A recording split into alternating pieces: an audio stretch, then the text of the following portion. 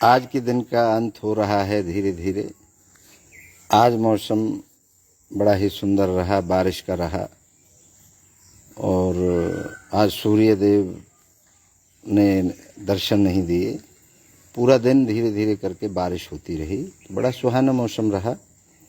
हम भी आज कहीं नहीं गए, अपने आश्रम पर ही रहे और कुछ पढ़ाई की, कुछ लिखाई की। एक छोटी सी कहानी से आज के दिन के अंत करते हैं। स्वामी विवेकानंद जी और एक वेश्या की बड़ी ही दिलचस्प एक छोटी सी कहानी है और दो कहानी सुनाएंगे आज आपको।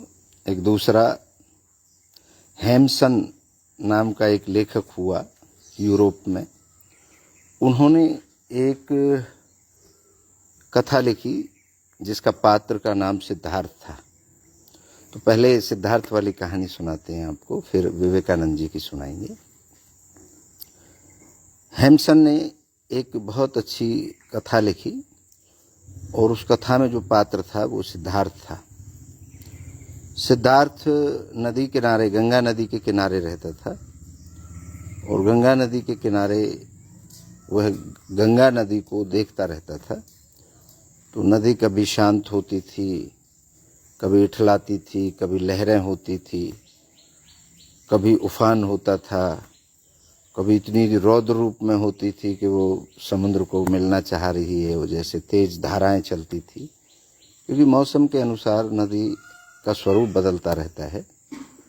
धीरे धीरे करके सिद्धार्थ वर्षों से जब नदी के किनारे रह रहा था तो वह नदी की भाषा समझने लग गया, गंगा नदी की भाषा समझने लग गया कि कब नदी खुश होती है, कब नाचती है, कब इठलाती है, कब रौद्र रूप धारण करती है, कब गुस्से में होती है।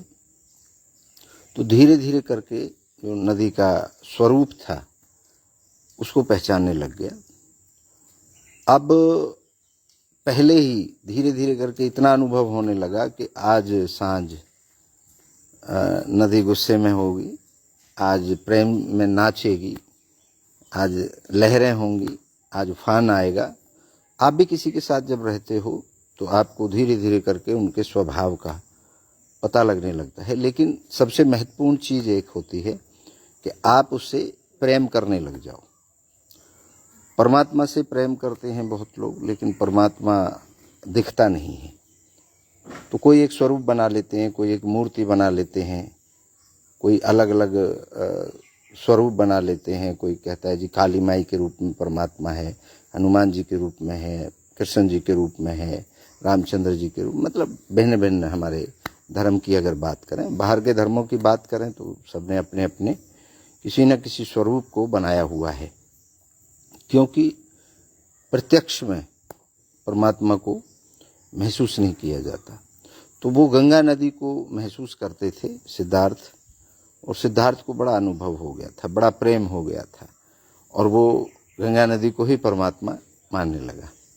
आप और हम भी जाते हैं और 2 रुपये फेंक दिए गंगा जी में, नहा लिए, पाप धुब गए।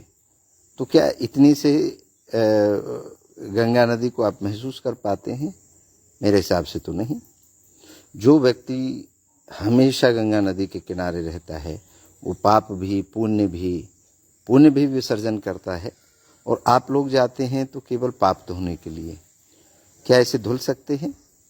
मेरे हिसाब से तो नहीं धुलेंगे, क्योंकि आप नदी को, या जो गंगा नदी है, उनको समझ ही नहीं रहे, पवित्रता को समझ ही नहीं रहे। आप जाते हैं, फॉर्मेलिटी करते हैं। एक परंपरा बनी हुई है कि इसमें सिक्का डाल दो और नहा लो तो आपके सारे पाप धुल जाएंगे। तो शायद ऐसा ना होता हो, मेरा मानना तो ऐसा है। बाकी आपकी जो मान्यता है मैं उसको भी नहीं डगमगाना चाहता। तो जब आप किसी को भी शिद्दत से चाहने लगते हैं, आत्मिक सिस्टम से आपकी इच्छाएं उसमें सम्मिलित हो जाती हैं, तो आप उसकी पूरी धड़कन को, पूरे सिस्टम को, पूरे उसके विचारों को, उसकी आवाज़ को अपने आप में समझने लग जाते हैं। और परमात्मा का जो स्वरूप है, जो आप लोग, हम लोग इमेजिन करते हैं, तो गंगा को भी मैया कहते हैं, माँ कहते हैं। तो वो माँ तभी बन पाएगी जब हम उसमें स्वच्छता रखेंगे, उसमें गंदगी ना फैलाएंगे। और जो पवित्रता है, अगर हम दिल से गंगा जी से प्रेम करते हैं तो हम उसमें, और अब तो जो पैसा फेंकते हैं उसका मेरे हिसाब से औचित्य इसलिए नहीं है कि पहले तांबे के पैसे होते थे, और तांबा अगर पानी में मिलता है तो उसकी गुणवत्ता और बढ़ती है। अब तो गिल्ट के रुपए हैं, पता नहीं लोहे के हैं। तो ये इनसे मेरे हिसाब से गंगा जी में पवित्रता नहीं आती और पॉल्यूशन होता है। दूसरे तरह तरह के वहाँ मालाएं, फूल और दूसरी चीज़ें डाली जाती हैं। हड्डियाँ जो हम लोग फूल जिन्हें कहते हैं, हमारे घर में कोई मौत किसी के में हो जाती है तो गंगा जी में विसर्जन करने जाते हैं, तो उसके पीछे भी बहुत बड़ा साइंस है कि वो हड्डियाँ, जो कैल्शियम होता है हड्डियों में, वो घुल जाता है पानी में और पानी को और ज़्यादा शुद्ध करता है। तो वो तो ठीक है, लेकिन जो पैसे फेंकने की जो परंपरा हमारी पुरानी चली आ रही है, आज के जो पैसे हैं वो लोहा है, और लोहा पानी में डालने से या गिल्ट है। तो जो पहले के जो तांबा था, तांबे का बर्तन में अगर आप पानी रखते हैं अपने घर में भी, तो वो आपको लाभकारी होता है। तो कहने का मेरा भावार्थ है कि हमारी माँ तब खुश होगी, तब हम उसकी स्वच्छता रखेंगे, सफाई रखेंगे। और पाप धोने वाली जो बात है कि अगर आप किसी के साथ गलत कर देते हैं, तो ऐसा मेरे हिसाब से पॉसिबल नहीं है। और आज तो जाने अनजाने में लोग पाप कर ही देते हैं, कहीं ना कहीं हो ही जाता है। तो उस पाप का जो अंत है वो पश्चाताप से हो सकता है। आपने अगर कोई गलती कर दी है, हो जाती है, इंसान से गलतियां होती हैं, इंसान गलतियों का पुतला है, गलती हो जाती है। तो उसका आपको पश्चाताप अगर आप कर लेते हैं तो फिर आप उस गलती से निवृत्त हो जाते हैं। अगर आप ये समझें कि आपको गलती करके और गंगा जी में नहा के डुबकी लगा के आ जाएं और आपकी गलती ख़त्म हो गई, तो मेरे ख्याल से तो ये चीज़ ठीक नहीं है। तो उस कहानी पर लौटते हैं, तो वो सब परमात्माओं को भूल करके, सब किसी पावर को भूल करके, और वो गंगा जी के साथ ही रहते थे सिद्धार्थ। और रहते रहते वो एक दिन उन सब चीज़ों को ध्यान मग्न हो करके और गंगा जी में ही अपना उनका अंत हुआ। और आई थिंक वो स्वर्ग डेफिनेटली गए होंगे, जो गंगा जी के से प्रेम करते करते गंगा जी में समाहित हो गए। तो हम लोग किसी को भी प्रेम करें। कई कहानी ऐसी हैं, सदना कसाई की भी एक कहानी है कि कोई बहुत बड़ा एक वो था जिज्ञासु, उसको ज़रूरत थी कि भैया सबसे अच्छा गुरु कौन मिलेगा। तो किसी सज्जन व्यक्ति ने बताया कि सदना कसाई के पास चले जाओ, वो जवाब दे सकता है। तो कसाई था, काटता था जानवरों को, लेकिन उसने अपने कर्म के ऊपर, उसका है सारा, बहुत बड़ी कहानी है, वो भी किसी दिन आपको सुनाएंगे। अब आते हैं स्वामी विवेकानंद जी के ऊपर। स्वामी विवेकानंद जी का नाम तो ऐसा है कि पूरी दुनिया जानती है। स्वामी विवेकानंद जी जिस घर में रहते थे और कहीं उन्हें जाना होता था तो एक वेश्याला खुली हुई थी, वेश्याओं का बाजार था, तो वहाँ से गुजर करके वो जा सकते थे। लेकिन अगर उन्हें वो वेश्याला छोड़नी है, उससे बचना है, तो 2 किलोमीटर घूम करके एक रास्ता था। तो स्वामी जी संत हो गए थे, और जब संत हो गए हैं तो फिर वहाँ से गुजरना, उन्हें ऐसा लगता था कि यहाँ से अगर मैं जाऊँगा तो मेरी बदनामी होगी, और उन्हें मतलब थोड़ा अटपटा लगता था, तो वो 2 किलोमीटर घूम करके जाते थे। अब ऐसे उनका जीवन चलता रहा, वो संत हुए बहुत अच्छे, और फिर वो विदेश गए, अमेरिका गए, और अमेरिका में पूरा सनातन धर्म का उन्होंने डंका बजाया। जब वहाँ से स्वामी विवेकानंद जी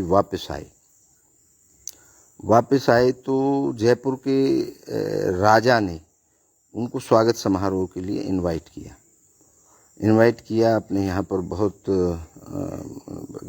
5-7-10 दिन रखा, भी खूब सेवा की, खूब उनके स्वागत किए। लेकिन जिस दिन विदा होना था उन्हें, अगले दिन विदा होना है, तो राजा होते हैं, तो राजा ने कहा आज एक स्वागत समारोह बढ़िया सा रख दिया जाए। और उन्होंने बनारस की मशहूर वेश्या को वहाँ कार्यक्रम के लिए अपने राज्य में बुलाया। स्वामी जी को स्वामी जी के लिए था, तो स्वामी जी को भी उस कार्यक्रम में आना था। तो जब स्वामी जी को शाम को पता चला कि वहाँ तो वेश्या नाचेगी, गाएगी, तो स्वामी जी ने एकदम मना कर दिया कि भाई मैं तो इस कार्यक्रम में नहीं जाऊँगा। राजा भी आया, आग्रह किया कि महाराज कार्यक्रम में आइए, आप क्या दिक्कत है। तो वो स्वामी जी ने बिल्कुल मना कर दिया, मैं नहीं पहुँचूँगा कार्यक्रम में, और ऐसे तो मेरी बदनामी हो जाएगी। तो फिर क्या हुआ कि उस वेश्या बड़ी इंटेलिजेंट थी, बड़ी समझदार थी। तो जब वेश्या को पता चला कि स्वामी जी तो कार्यक्रम में नहीं आ रहे जिनके लिए कार्यक्रम रखा गया था, तो वेश्या को भी बड़ा दर्द हुआ कि ये क्या मतलब, स्वामी जी तो डरे हुए आदमी हैं। उन्होंने अपने मन में सोचा कि स्वामी जी तो बिल्कुल सही आदमी नहीं है, ऐसा उसने सोचा। तो उसने एक नरसी का एक गीत गाया, और वो गीत का कुछ इस तरीके से बोल थे कि जो पारस पत्थर होता है, पारस पत्थर जो होता है वो चाहे तो आप मंदिर में रखे हुए लोहे को उससे लगा दें तो भी वो सोना बन जाता है, और चाहे कसाई जिस छुरे से जानवरों को काटता है उसको भी अगर पारस पत्थर से लगा दें तो वो भी सोना बन जाएगा। तो जब पारस पत्थर अगर मंदिर के लोहे को सोना कर सकता है और कसाई के लोहे को नहीं कर सकता, तो वो पारस पत्थर नकली है। इस तरीके से कोई गीत था, वो उसने गाया। तो जब ये गीत स्वामी विवेकानंद जी ने सुना तो एकदम अंदर से कप कप आ गए, हिल गए कि भाई बात में तो दम है। तो संत तो एक पारस पत्थर होता है, वो तो कहीं भी जा सकता है और किसी को भी अपने गुणों से उसको शुद्ध कर सकता है, उसको सोना बना सकता है। तो इसका मतलब मैं तो संत नहीं हूँ, मेरे अंदर तो कुछ ना कुछ कमी है, मैं तो डरता हूँ। क्योंकि मैं अगर वैश्याओं के बीच में जाऊँगा तो, और फिर भी मैं अपनी ब्रह्मचर्यता को स्ट्रॉन्ग रखूँगा, तो वो तो ताकत है। और अगर मैं औरतों के बीच में जाऊँगा ही नहीं, वैश्याओं के बीच में जाऊँगा ही नहीं, और फिर मैं कहता फिरूँ कि भैया मैं तो ब्रह्मचारी हूँ, तो ये तो कहीं ना कहीं नकली बात है। तपस्या अगर आप कर रहे हैं तो आप कीचड़ को कैसे साफ करोगे, बगैर उतरे तो आपको कीचड़ में तो उतरना पड़ेगा। तो स्वामी जी को बड़ा झटका लगा, और स्वामी जी फिर रात को वहाँ से अपने तंबू से, जहाँ भी महल में वो ठहरे थे, वहाँ से दौड़े दौड़े उस वेश्या के उस कार्यक्रम में पहुँचे राजा के वहाँ। तो सारे उसमें हल्ला हो गया कि स्वामी जी तो आ गए, और स्वामी जी की आंखों में आंसू थे। और स्वामी जी ने उसको वेश्या को प्रणाम किया और कहा कि आज मैं पूर्ण संत हुआ हूँ, क्योंकि मेरी ब्रह्मचर्यता कहीं ना कहीं डरती थी कि मैं आपके मोहल्ले से भी गुजरूंगा तो कहीं ना कहीं मेरी ब्रह्मचर्यता पर मुझे शक था। तो आप स्वामी जी ने उस दिन, ये अपने किताब में लिखा है कि उस दिन मैं पूर्ण संत हुआ, जब मैं वेश्या के पास गया और उससे बातें करी, और तब मैं पूर्ण ब्रह्मचारी का मुझे एहसास हुआ कि मैं ब्रह्मचारी हूँ। महात्मा गांधी जी के बारे में भी बहुत सी बातें लिखी जाती हैं, और वो भी सत्य हैं। वो भी एक ब्रह्मचर्यता का अपना एक प्रयोग करते थे, लड़कियों को साथ रखते थे, ऐसा बताते हैं उनकी कई किताबों में, कई लोगों ने लिखा है।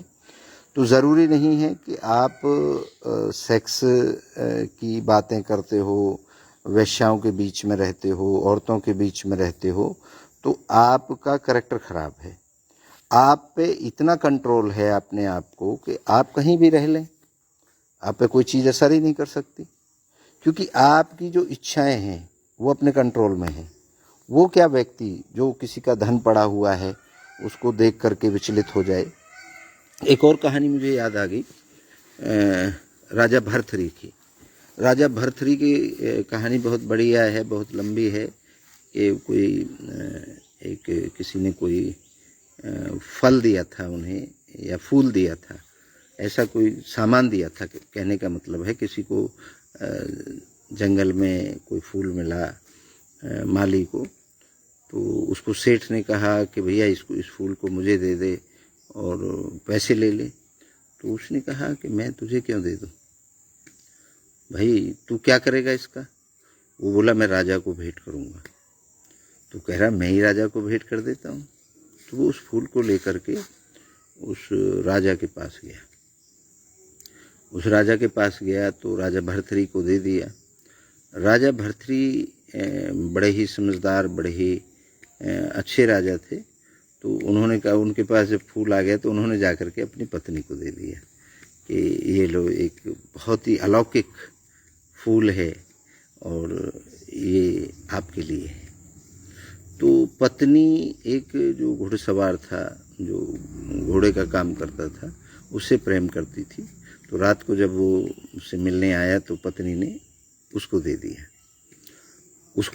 तो जब फूल पत्नी ने अपने प्रेमी को दे दिया, जो घोड़े का वो करता था, घोड़े की देखभाल करता था, तो वो एक वैश्या से प्यार करता था। तो फिर वो वैश्या के पास गया और उसने वो फूल उस वैश्या को दे दिया। और वो वैश्या जो है वो वजीर से प्रेम करती थी। इससे वजीर से प्रेम करती थी। तो वैश्या ने, जब वजीर उसको मिला तो वैश्या ने वजीर को दे दिया और वजीर ने इनाम पाने की चाहत में राजा भर्तृहरि को दे दिया। अब राजा ने कहा कि ये फूल मेरे पास कैसे आ गया? मतलब ये फूल तो मैंने अपनी पत्नी को दिया है और ये इसके पास कैसे आ गया? जब राजा ने इंक्वायरी करी पूरे सिस्टम की तो पता चला कि उनकी पत्नी उनके साथ वो ऐसे ऐसे करके वो सारी चीज नजर आई। क्योंकि राजा भर्तृहरि अपनी पत्नी से बहुत प्रेम करते थे। तब राजा भर्तृहरि को एकदम से वैराग्य हो गया। सब चीज को छोड़ दिया, राजपाट को छोड़ दिया और अपना सब कुछ छोड़ करके, घर द्वार, राजपाट सबको छोड़ करके वो जंगल में निकल गए। जब वो जंगल में निकल गए तो वो रास्ते में जा रहे थे। अब उनको मोह नहीं है, कुछ भी, किसी भी चीज़ से कोई मतलब नहीं है, सब उनके लिए मिट्टी है।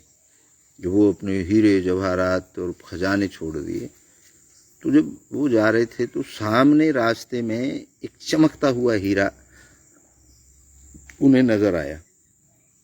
तो एक पल के लिए राजा भर्तृहरि को ऐसा लगा कि भाई अलौकिक हीरा है और इसको मुझे लेना चाहिए। लेकिन दूसरे ही पल राजा भर्तृहरि को बोध हुआ कि मैं कितने हीरे जवाहरात, कितना वैभव, कितनी शान शौकत, कितना राज मैं छोड़ करके आया हूँ। तो कहाँ मैं एक छोटे से हीरे पे, मतलब मेरा दिमाग अटक रहा है, मेरा लोभ अटक रहा है। तो राजा भर्तृहरि साइड में छुप गए। तो एक साइड से एक घुड़सवार आया और दूसरी साइड से एक घुड़सवार आया और दोनों ही घुड़सवारों ने उसको देखा, उसको जो हीरा था। दोनों ने कहा कि मेरा है, मेरा है। दोनों योद्धा थे, दोनों पे तलवारें थी। दोनों ही क्लेम करने लगे कि पहले मैंने देखा है, ये मेरा है। दूसरे ने कहा ये पहले मैंने देखा है, ये मेरा है। और राजा भर्तृहरि एक मतलब पेड़ के पीछे से देखता रहा और अगले ही पल दोनों की गर्दनें एक दूसरे से ने काट दी, मतलब तलवारों से। तो दोनों ही शव पड़े थे और हीरा अपनी जगह पड़ा था। हीरा ना रो रहा था, ना हंस रहा था, ना दुखी था, ना खुश था। तो राजा भर्तृहरि को इन सब वाक्य को देख के भी एक बहुत बड़ा बोध हुआ कि चीज़ों के लिए हम लड़ाई करते हैं, बातों के लिए हम एक दूसरे के गले काट लेते हैं, लेकिन वो चीज़ें हम चीज़ों को खराब करते हैं, चीज़ों को, मतलब कहने का ये है कि दोहन करते हैं, प्रकृति का नाश करते हैं। लेकिन अल्टीमेटली एट द एंड जब हम मरेंगे तो हम क्या लेके जाएंगे यहाँ से? कितना ही हम सुंदर दिख लें, कितना ही हम मतलब दूसरे का पैसा लूट लें या दूसरे को परेशान कर लें, एट द एंड हमारे साथ क्या जाएगा? कभी सोचा है आपने? सोच करके देखिए। आप किसी को बहुत ज़्यादा दुख देते हैं, अत्याचार करते हैं। सिकंदर ने भी मरते वक्त ये कहा था कि मेरे हाथ दोनों बाहर निकाल दें, ठीक है। सबसे बेहतरीन डॉक्टर रखते थे, उनको कहा कि आप मेरी अर्थी लेके जाएं, और जितना धन उन्होंने लूटा था सबके लिए बोला था कि आप रास्ते में बिछा दें साथ, ताकि दुनिया ये जान सके कि सिकंदर भी अपने साथ कुछ लेके नहीं गया। तो हम भी कुछ लेके नहीं जाएंगे, आप भी कुछ लेके नहीं जाएंगे, लेकिन हाँ ये ज़रूर है कि हम किसी का बुराई लेकर के जाएंगे, किसी की भलाई लेके जाएंगे। तो हम बुराई पे क्यों ध्यान दें? राक्षस और देवता दोनों ही हमारे अंदर हैं। हम देवत्व प्रवृत्ति से क्यों ना जिएं? हम दूसरा आदमी अगर कोई आनंद में है तो उसको आनंद में रहने दें। हम आनंद में नहीं रह सकते तो इसमें हमारा कसूर है, दूसरे का थोड़ी है। बहुत लोग मतलब एक पैमाना बना रखा है कि महात्मा ऐसा होना चाहिए, महात्मा वैसा होना चाहिए, महात्मा ये होना चाहिए। मैं कहता हूँ कि मुझे आप महात्मा कहें या ना कहें, मुझे कोई फ़र्क नहीं पड़ता। आप समझें या ना समझें, मुझे क्या फ़र्क पड़ता है? मैं अपनी प्रॉपर्टियों पे रह रहा हूँ, जहाँ पर भी हूँ, जहाँ भी मेरा आश्रम है, जहाँ भी मेरी चीज़ें हैं। बहुत से लोग फरमान सुना देते हैं कि भाई इसको वहाँ से निकाल दो, इसको वहाँ से भगा दो। अरे भैया, जब मेरे नाम जो प्रॉपर्टियाँ हैं, जहाँ जहाँ भी मेरी हैं, मैं कभी भी किसी कॉमन मंदिर पे, जो गांव का मंदिर है, जो समूह का मंदिर है, वहाँ पर रहा ही नहीं। वहाँ मुझे इंटरेस्ट ही नहीं है, क्योंकि मैं किसी के ऑर्डर मान ही नहीं सकता। मैं अपनी प्रॉपर्टियों पे अपने सिस्टम खड़े करके, जो मेरे नाम है, वहाँ पे तो मेरी चलनी है। मैंने ही कोई रूल बनाना है, मैंने ही अपनी बातें रखनी है। वहाँ पर गांव, इलाका, लोग, भाई जिसको मेरी नियम कायदे कानून पसंद है वो वहाँ पे आ सकता है अपनी आस्था लेकर के। अगर कोई आस्था रखना चाहता है, मेरी मर्जी है, मैं जितने बजे खोलूँ, जितने बजे बंद करूँ। मंदिर भी अगर मैंने कहीं बनाया हुआ है तो मेरी अपनी मर्जी का मंदिर है, वो किसी का मैंने उसमें वो तो रखा नहीं है कि भैया आपके नियम चलेंगे यहाँ पे। तो आपको अगर मेरे मंदिर से कोई दिक्कत है, मेरे रूल रेगुलेशन से दिक्कत है, तो मंदिर बहुत हैं इस दुनिया में। हर गांव में 2-2, 4-4, 6-6 मंदिर हैं। आप उन मंदिरों में जा कर के पूजा आराधना करिए।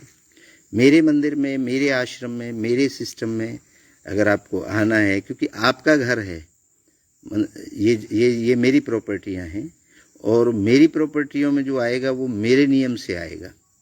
आपकी प्रॉपर्टी है, आपका घर है, आपके घर में आपके नियम होंगे। कोई आदमी आएगा आपसे मिलने तो आप मिलोगे, नहीं मिलोगे, बिठाओगे, मूंढे पे बिठाओगे, कुर्सी पे बिठाओगे या धमका के भगा दोगे, ये आपका मामला है। तो मैं ये भी कहना चाहता हूँ कि आप प्रेम करिए, सबसे प्रेम करिए, आपको अच्छा लगेगा। आप अगर किसी से ईर्ष्या करते हैं, किसी से ये समझते हैं कि भैया ये तो गलत है, आप अपना जज क्यों बन रहे हो? बन रहे हो तो अच्छी बात है। तो हमें इतने लोग प्रेम दे रहे हैं, इतनी बढ़िया बढ़िया मतलब हमें बेनिफिट मिल रहे हैं इस माध्यम से, फेसबुक से, इंस्टाग्राम से और यूट्यूब से। मैं तो चाहता हूँ आप लोग भी इसका इस्तेमाल करें। जिसका इस्तेमाल करेंगे, क्योंकि ये सबके लिए है, ये ऐसा नहीं कि मेरे लिए है या उन लोगों के लिए है जो करोड़ों रुपए महीने कमा रहे हैं। मेरी भी कमाई इसमें शुरू हो चुकी है और अच्छी बात है। आप भी अपने बैठे बैठे कंटेंट क्रिएट करें, अपनी नॉलेज को बढ़ाएं और लोगों तक अपनी बात को भेजें, ताकि लोग उसका फ़ायदा भी उठा सकें और आपको कुछ कमाई का साधन भी मिल जाए। ये ऐसी कमाई है जो आपको होल लाइफ मिलेगी। ये बहुत बढ़िया प्लेटफॉर्म है, ये बहुत बढ़िया पैसे देते हैं। आपके खर्चे पानी, ड्यूटी करने के, आपको बहुत लोग ऐसे हैं कि जो इसके ऊपर ही रहते हैं और इससे ही कमाई करते हैं। और हम भी कोशिश कर रहे हैं धीरे धीरे करके इस पे कंटेंट हम बनाएं और हमारी बातें चल रही हैं कई डायरेक्टरों से, कई लोगों से।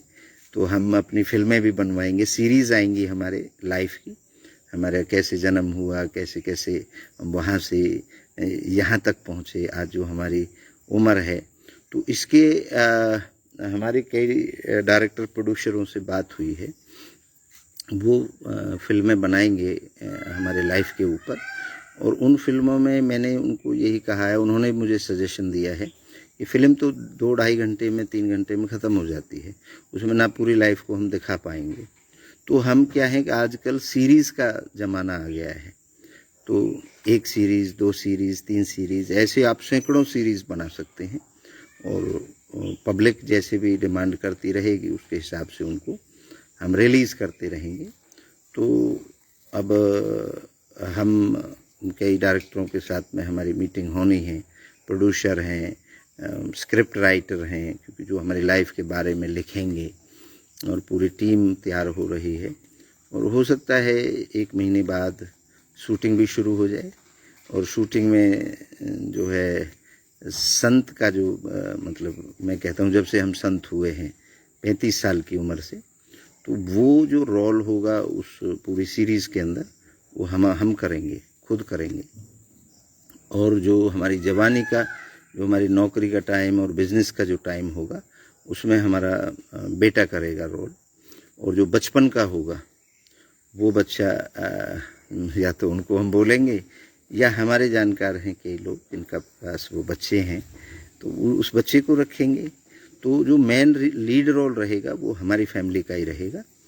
और वो सीरीज़ शुरू होगी और शूटिंग हो सकता है, जैसे मैंने टेंटेटिव आपको बताया है कि हम अक्टूबर में शायद शुरू कर देंगे अपनी शूटिंग, क्योंकि अभी मेरी मीटिंगें चलेंगी। और जो हमारा वो प्रोजेक्ट है, जो हमारे इच्छापूर्ति रिसर्च सेंटर का और जो वो दर्शन का है, वो कार्य भी अपनी जगह चल रहा है। उसका भी एक टीम उसमें भी लगी हुई है, क्योंकि अकेला आदमी कितना काम कर सकता है। मैं तो योजना बना सकता हूँ और लोगों को काम पे लगा सकता हूँ, टीमें गठित कर सकता हूँ। तो अलग अलग टीमें चलेंगी और काम करने में मुझे तो आनंद आता है। तो बाकी मैं आप सभी को यही कहूँगा कि आप लोग भी खूब काम करें, खूब पैसा कमाएं, क्योंकि बगैर पैसे के इस दुनिया में कुछ भी नहीं है। आपको आज बच्चों की पढ़ाई के लिए पैसा चाहिए, बच्चों के खाने के लिए पैसा चाहिए, अपने लिए पैसा चाहिए, अपने परिवार को पालने के लिए पैसा चाहिए। और आज फैसिलिटीज़ के नाम पे भी बहुत महंगी हो गई हैं फैसिलिटीज़ भी। तो हर कोई अच्छी लाइफ देना चाहता है अपने बच्चों को। तो ये अच्छे प्लेटफॉर्म हैं, ये सारे ही आपके ये 2-3 जो फेमस से हैं, एक फेसबुक है, यूट्यूब है, और आपका इंस्टाग्राम है, और थ्रेड व्रेड है, ये कई प्लेटफॉर्म हैं। तो इन पे आप काम करिए। और मैं तो निरंतर अपना जैसा मेरे से हो पा रहा है, धीरे धीरे करके हम लोग काम कर रहे हैं। और हमें हमारी इनकम काफ़ी दिनों से मिल रही है, थोड़ी थोड़ी करके। और अब आई होप कि इस महीने हमारी खूब वीडियोस चली हैं, चाहे वो नेगेटिव चली चाहे पॉजिटिव चली, उससे मतलब नहीं है। व्यूज़ खूब लोगों ने देखी हैं, खूब लोगों ने सुनी हैं, और खूब लोगों ने शेयर की हैं। तो इससे हमारे व्यूज़ बढ़े तो हमारी इनकम बढ़ेगी। इस महीने मुझे अंदाज़ा है कि बहुत अच्छा अमाउंट हमें मिलेगा यूट्यूब से। तो आप सभी का भी मैं बहुत धन्यवाद करता हूँ। आप लोग अगर नहीं होते, आप नहीं देखते मेरे वीडियोस, तो मुझे ये अर्निंग नहीं मिल पाती। तो आप सबका मैं बहुत बहुत धन्यवाद करता हूँ। और आपको ये एक राय देता हूँ, मुझे आप जो भी समझें, मैं तो खुल्लम खुल्ला कहता हूँ, मैं आपका मित्र हूँ, गुरु नहीं। तो मुझे गुरु ना समझें, और मुझे संत समझें, राक्षस समझें, मुझे विलन समझें, उससे भी मुझे कोई फ़र्क नहीं पड़ता। ना मुझे किसी के आदर से फ़र्क पड़ता है, ना किसी के मुझे हेट से फ़र्क पड़ता है। क्योंकि जो जिसके पास सामान है वो वही तो देगा। भाई मछली बेचने वाली है, वो मछली तो बेचेगी, और जो फूल बेचने वाली है वो फूल बेचेगी। तो आपके पास जो भी है आप वही तो दोगे। उसी तरीके की तो सोच रखोगे जो मेरे लिए आपने परसेप्शन बना रखा है। मेरे अपने अंदर मेरा परसेप्शन क्या है, मुझे उससे मतलब है। आपके दिमाग में मेरा परसेप्शन क्या है, वो आपका अपना हेडेक है। तो मैं तो ये कहूँगा कि अपने काम पर लगिए, अपने इनकम बढ़ाइए, जैसे भी करके। आप अगर 8 घंटे नौकरी करते हैं तो 12 घंटे करिए, जवान हैं आप 14 घंटे करिए, 16 घंटे करिए, क्योंकि एक उम्र होती है कमाने की। उसके बाद तो फिर आप रिटायर हो जाते हैं, और रिटायर के बाद तो फिर आपकी बीमारियां, फलाना ढिमका, अटरम जटरम, रेस्पॉन्सिबिलिटी, फिक्र, चिंताएं, और अच्छा समय। मान लीजिए आपके परिवार में अभी संगठन बना हुआ है, ये बहुत अच्छी बात है। मैं कहता हूँ कि ये संगठन सदा बना रहे, लेकिन ये कभी भी पॉसिबिलिटी किसी के भी साथ नहीं है। हर समय किसी का भी पॉजिटिव नहीं रहता, नेगेटिविटी भी आती है, नेगेटिव समय भी आता है। तो ये समय आता जाता रहेगा, लेकिन आपको अपने लक्ष्य, अपनी इच्छा, अपने टारगेट पर अड़े रहना चाहिए मेरे हिसाब से। और भाई हम तो हैं, और हम भी आप लोगों से अलग नहीं हैं, हम भी आपकी तरह ही हैं।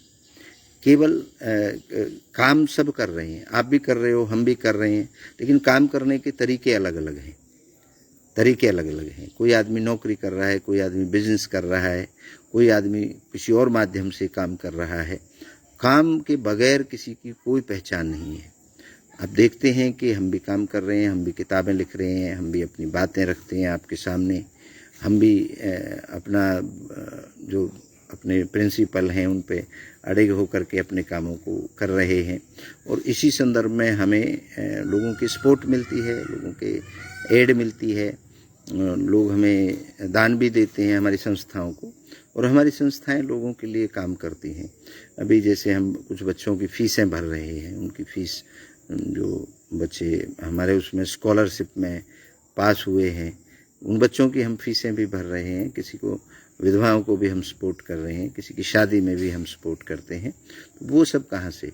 वो हमने एक सिस्टम बना रखा है, एक संस्था बना रखी है, कई संस्थाएं हमने बना रखी हैं। उन संस्थाओं में लोग हमारे अच्छे कामों को देख करके हमें सपोर्ट करते हैं, कुछ हम करते हैं, और इसी तरीके से ये सिलसिले चलते रहते हैं। तो काम तो करना पड़ेगा भाई, सीधी सी बात है। आप हल्का काम करो या भारी करो, और काम कोई छोटा बड़ा नहीं होता, ये भी ध्यान रखना। कोई भी काम छोटा और बड़ा नहीं होता, वॉल्यूम छोटी बड़ी होती है, वॉल्यूम छोटी बड़ी होती है।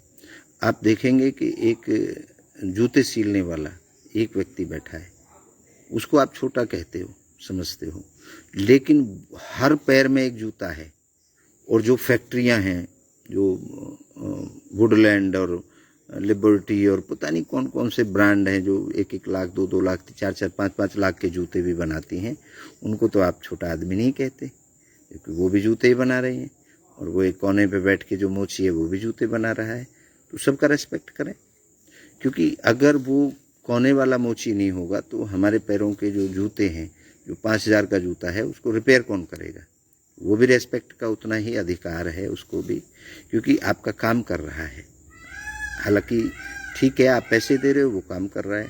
आपकी ही कोई, आप जहाँ नौकरी करते हैं वो पैसे दे रहा है, आप वहाँ काम कर रहे हो, और वो आपकी बेइज्जती कर दे, वो आपको छोटा आदमी कहे, तो आपको कैसा लगेगा? वैसा ही हमारे इर्द गिर्द जितने भी लोग हैं जो हमारे जीवन में सहयोग करते हैं, चाहे वो जूते का सहयोग कर रहे हैं, चाहे वो सफाई कर रहे हैं, हमारे घर में कोई नौकरानी आती है तो वो भी अपना काम कर रही है, वो भी अपने परिवार के लिए काम कर रही है। तो मैं तो यही कहूँगा कि हमें सबका सम्मान पहले करना चाहिए, और बाकी चीज़ें तो ज़िंदगी में चलती रहेंगी। अगर आप किसी का अपमान करोगे तो आपको भी कोई ना कोई, हो सकता है वो आदमी आपका अपमान ना कर सके, वो आपसे डर जाए, लेकिन कोई ना कोई आपको अपमान जरूर करेगा, क्योंकि जो आप बोओगे, जैसी फसल बोओगे खेत के अंदर, वैसी ही आपको काटनी पड़ेगी। ये मेरा अनुभव है। हो सकता है आपका अनुभव भी यही हो कि जो आप बोते हैं खेत के अंदर, बाजरा बोते हैं तो बाजरा ही काटते होंगे, गेहूं बोते हैं गेहूं काटते होंगे, आलू बोते हैं आलू काटते होंगे। तो वैसे ही हमारे जीवन में है, जैसा हम कहेंगे, कुएं में जैसी आवाज़ हम निकालेंगे, कुआं बैक करके वही आवाज़ हमें वापस देगा। ये जीवन का सत्य है, तथ्य है जीवन का। इसे आप माने या ना माने, ये आपका विषय है, मेरा विषय नहीं है। मैंने तो जो मेरे दिमाग में बात आई, मेरी जो इच्छा हुई, उस इच्छा के हिसाब से मैंने तो आपके सामने अपनी बात रख दी। आप उस पर अमल करें या उसको नकारें, ये आपका मतलब है, आपका विषय है। चलिए, बहुत बहुत धन्यवाद। आज का दिन बड़ा अच्छा रहा। और देखिए अभी भी बादल हो रखे हैं, ये देखिए अभी भी अंधेरा है और पूरा दिन ऐसे ही रिमझिम बारिश होती रही। ये गीला हुआ पड़ा है हमारा सारा फर्श इधर। तो अच्छी बात है, अब मानसून जाने के उसमें है, अब जाएगी मानसून और सर्दियाँ आएंगी। आई थिंक सितंबर के महीने में थोड़ी बहुत बारिश होगी। अगस्त का एंड होने वाला है, लास्ट वीक है मेरे हिसाब से तो फिर सितंबर आ जाएगा और सितंबर में हम 51 साल के हो जाएंगे। 7 सितंबर को हमारा जन्म दिवस या पैदा हुए थे हम, और 51 साल हमारी ज़िंदगी के पीछे छूट जाएंगे और आगे कितने हैं वो तो हमें पता ही नहीं है ना। तो आप सब खुश रहें, आपकी हर इच्छा पूर्ण हो, आपका परिवार खुश रहे और आप सभी का आदर करें, मेरी ये अपील है आप सभी से। आप सभी की इच्छाओं को एक बार पुनः नमन करता हूँ। आप सबकी जय हो।